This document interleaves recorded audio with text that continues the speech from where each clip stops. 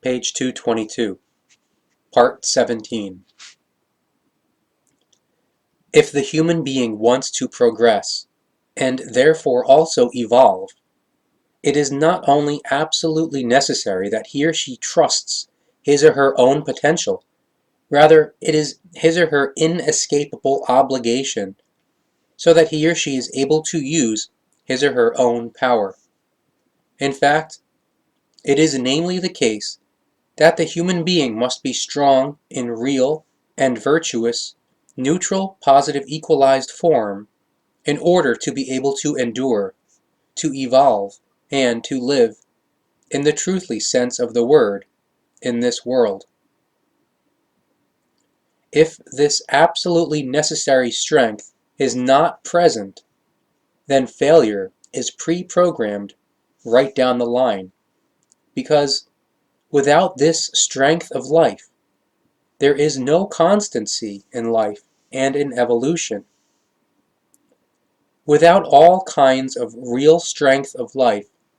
the human being is so beaten about by the winds of life that he or she lives a constant struggle for existence, which always threatens to crumble or shatter him or her. This may indeed be described somewhat starkly and darkly,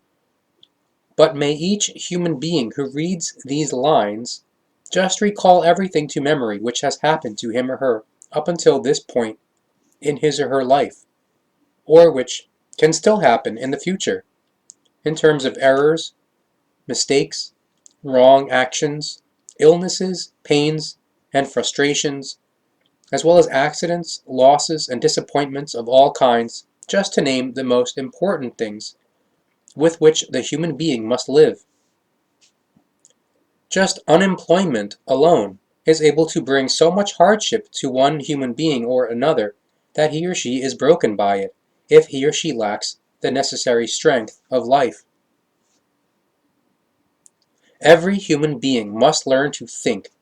and to use the might of the thoughts in order to cope with all things of life in a form which is really good, or indeed neutral, positive, equalized, and to benefit from them. The unvirtues and everything negative, harmful, or indeed of a form which is an Ausartung, and thereby destructive and annihilating, must be overcome in order to give that which is evolutive its appropriate space. One human being or other may have remained spared up until now from all or some of the terrible things, but at some time or another it will or can also affect him or her, if he or she does not trust his or her own potential or does not create it. And if there is actually no real inner resistance in such a moment, then the aggressive, terrible things simply bowl the human being over. Therefore, it is necessary to search for the source of the life power and to develop the power in order to have a reliable life potential upon which one can depend, therefore, in which one can completely trust. The source of life power, which must be created by oneself, lies in the consciousness, that is to say, in its thoughts, which must be formed, tended, and nurtured in such a way that they correspond to a progressive kind and wise, equipped with a zeal for life, an intention, an endeavor, an ideal, a good, positive life zeal, which is volitionally and imaginatively striven for, to the point of realization by means of one's striving for that which is higher, and that which is evolutive, and by means of the might which is developed in the thoughts. This is in contrast to when tangled ideas confuse the thoughts and abruptly go from one extreme to another, whereby a misdirection of thoughts arises which triggers emotions and can even lead to murder and manslaughter. There is no room for rationality and virtue in these tangled, irrational, and basically wrong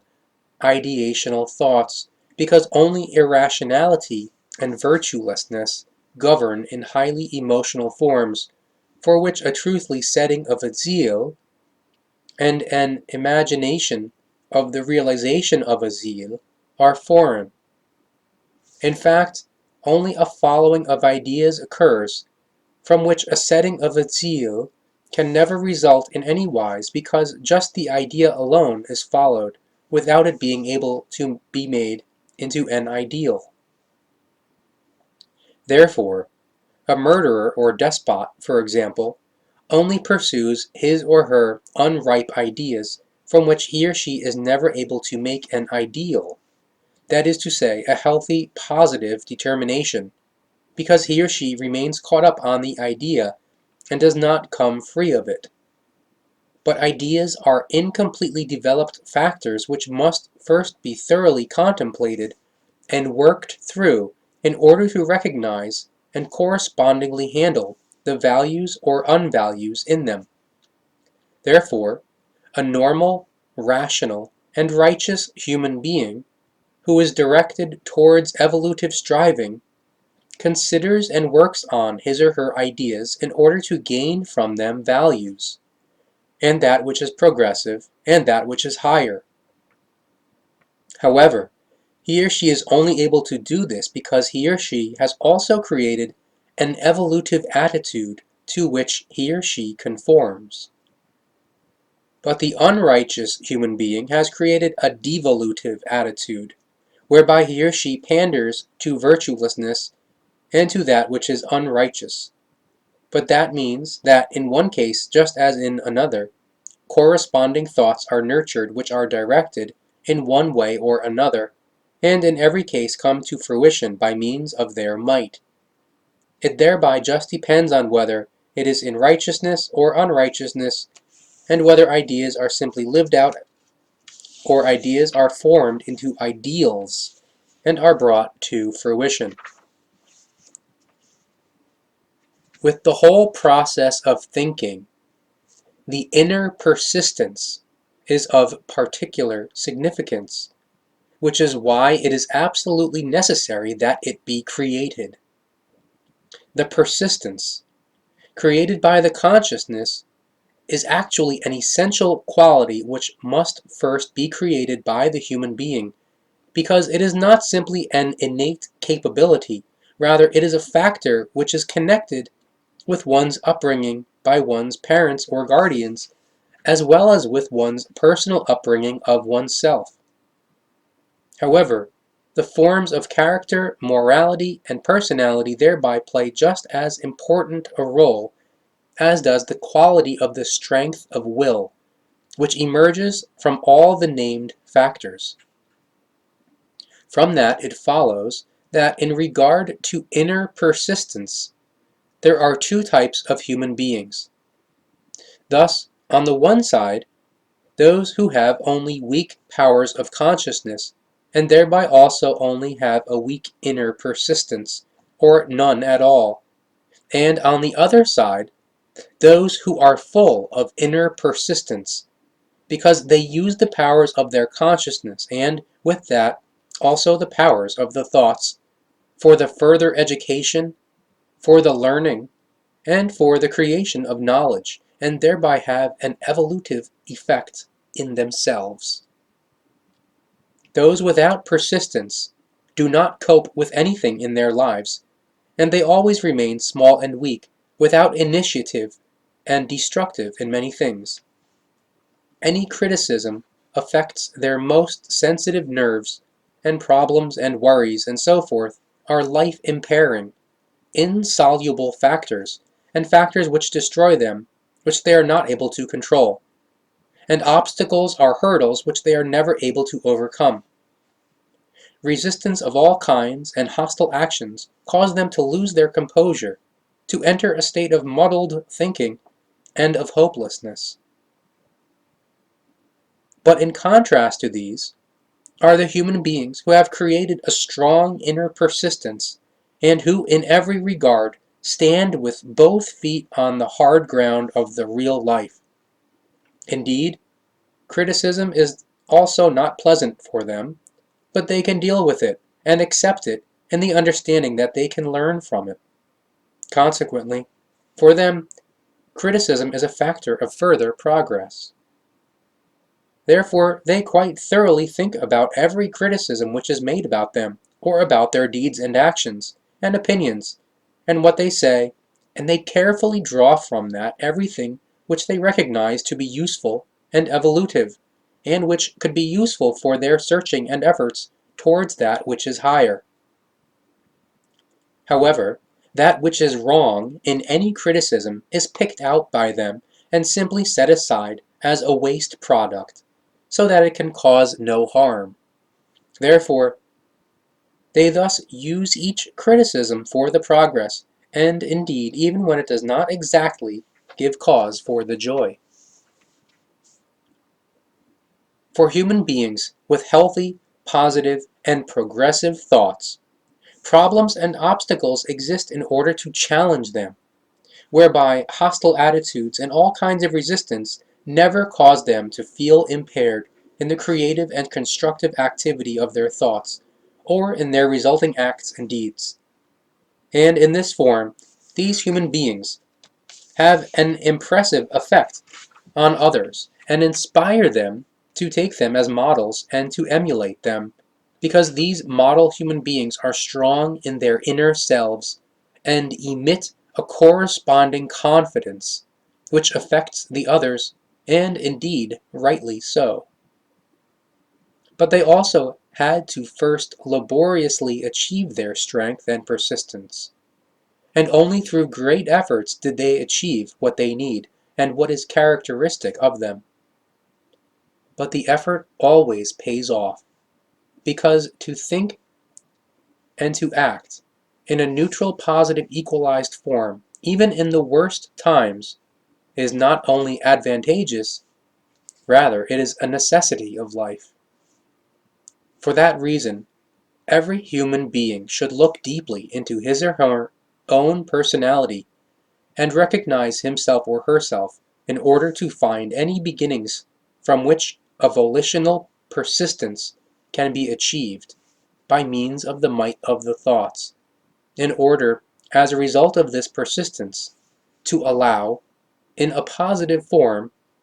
set zeal, intentions, imaginings, wishes, and other efforts to become ideals capable of being brought to fruition and which are sooner or later fulfilled.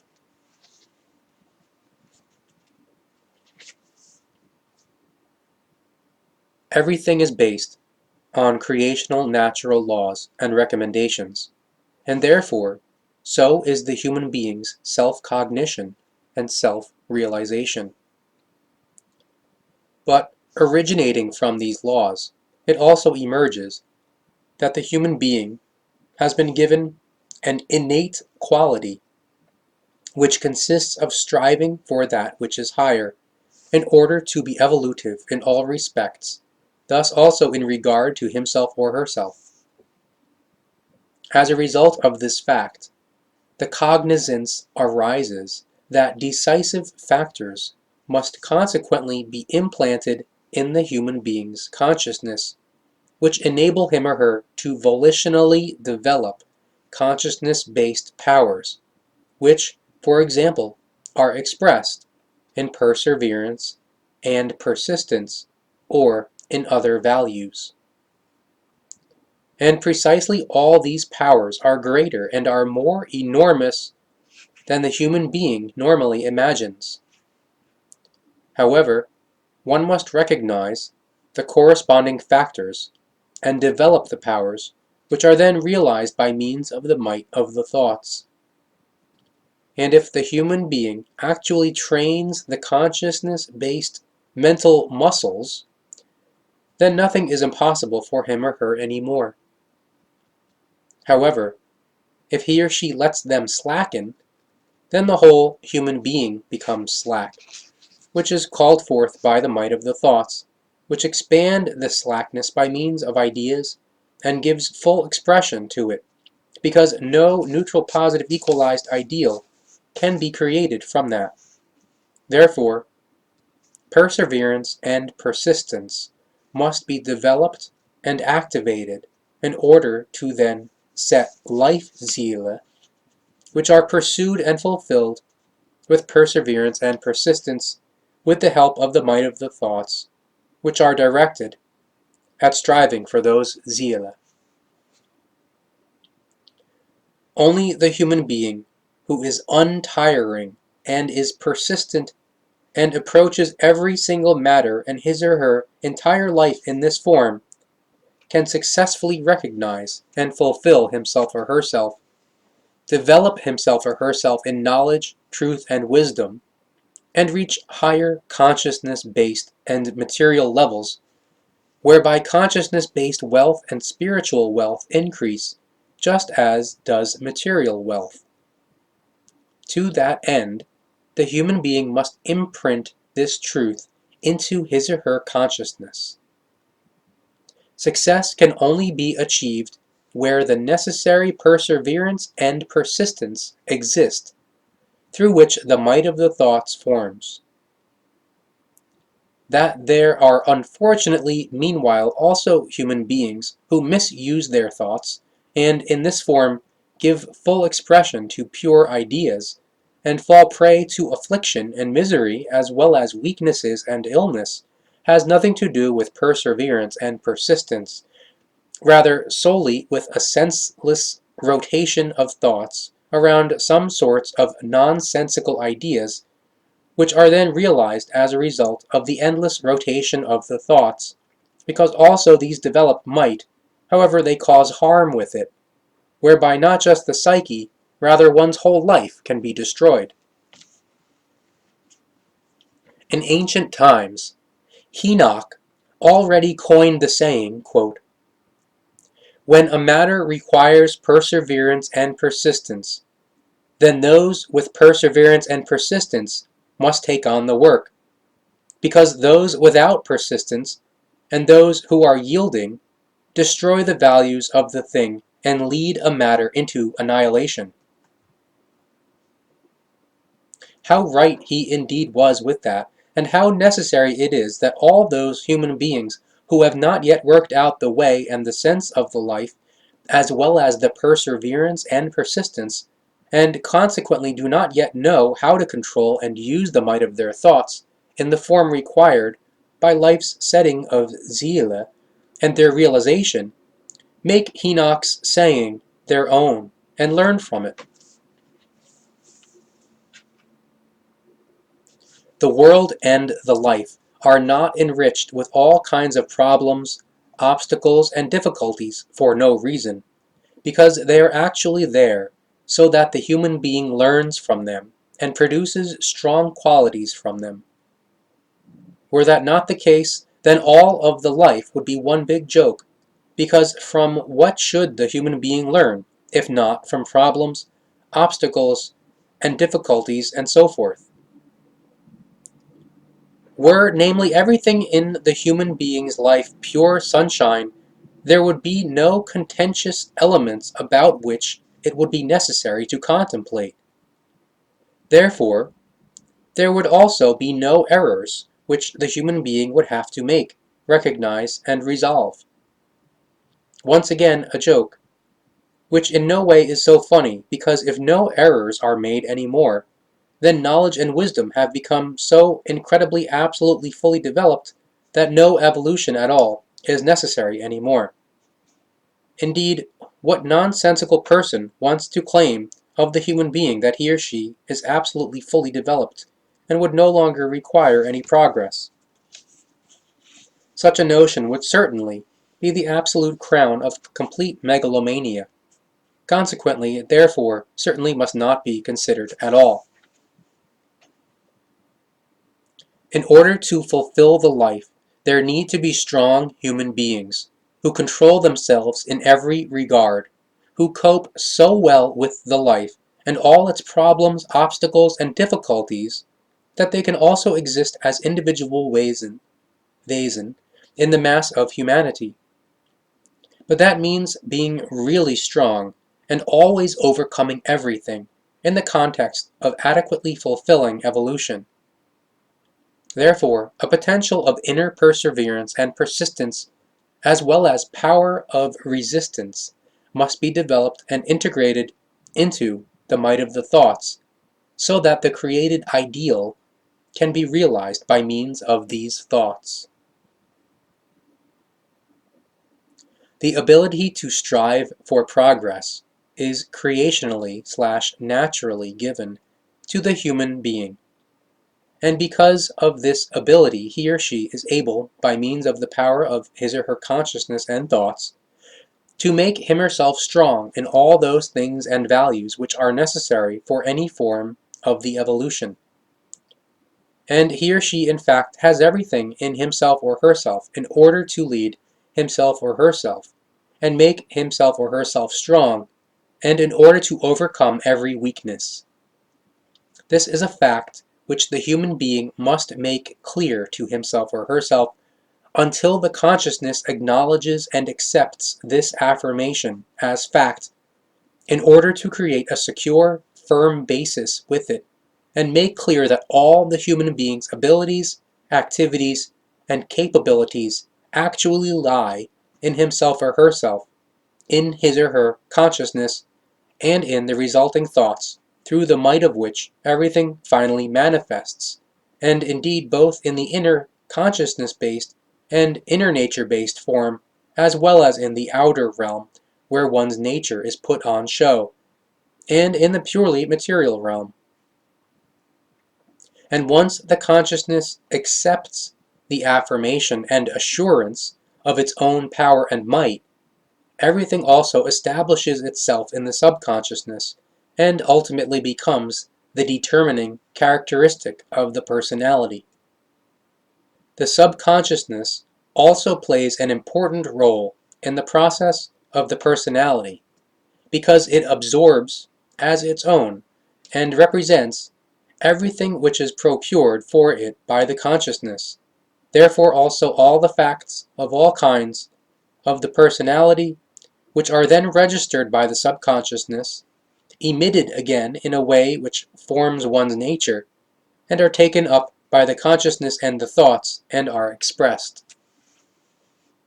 It is completely erroneous to assume, as hack writers of so-called positive books always claim, that strength, perseverance, and persistence, as well as other similar factors, are simply given to the human being as a gift from, quote, God, who knew in wise foresight what the human being would require. One must say that this is all nonsense, because the human being neither has these capabilities at his or her disposal from birth, nor can they be given to him or her by a god, because such a god is only a human title bearer, and has no kind of possibilities and capabilities at his disposal in order to be active in the creational sense, as religions delusionally and erroneously claim of their gods. Thus, if powers and capabilities exist in the human being, then he or she must have worked hard to acquire these himself or herself, and often as a result of many deprivations, as well as with a considerable number of errors and setbacks, and so forth. Creationally/naturally, he or she is only equipped with multi-layered striving for evolution and all that which is higher, with a striving which contains all possible developable areas of all achievable capabilities. Thus, the capabilities themselves do not exist, even if that is always so simply said. Rather, only the impulses are present, which trigger all the capabilities when the human being seriously makes an effort to develop them. And only when the capabilities are developed in their powers can the human being call them his or her own and say that he or she actually has them at his or her disposal, and indeed even when he or she is not conscious of their entire power, because as a rule he or she always knows and uses only a small part of them. However, the greater his or her conscious utilization of them, the more knowledgeable the human being becomes about his or her real inner powers and true personality. Once the human being has developed the powers and capabilities, and once their essential concept has established itself in his or her pattern of thought,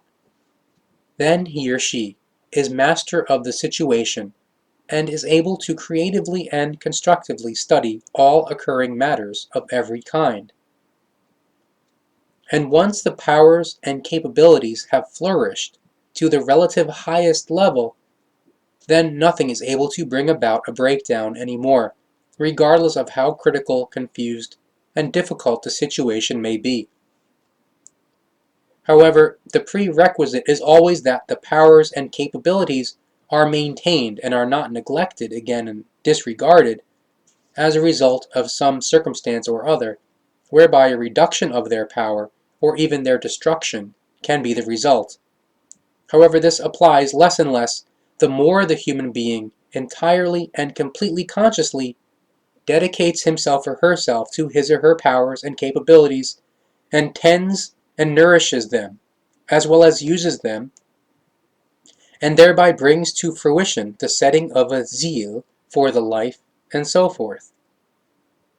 And the more intensively the human being knows about his or her powers and capabilities in his or her inner self, and is conscious that he or she in fact has them at his or her disposal and can use and realize them at any time at will by means of the power of his or her thoughts, the more he or she copes with every situation which approaches him or her, and with all circumstances of the life, and so forth. In the beginning it may still be the case that a certain tension and nervousness appear, but by and by calmness and confidence come about, whereby finally all situations and all other occurrences are dealt with, and the powers and capabilities, as well as the successes and progresses, are no longer in question.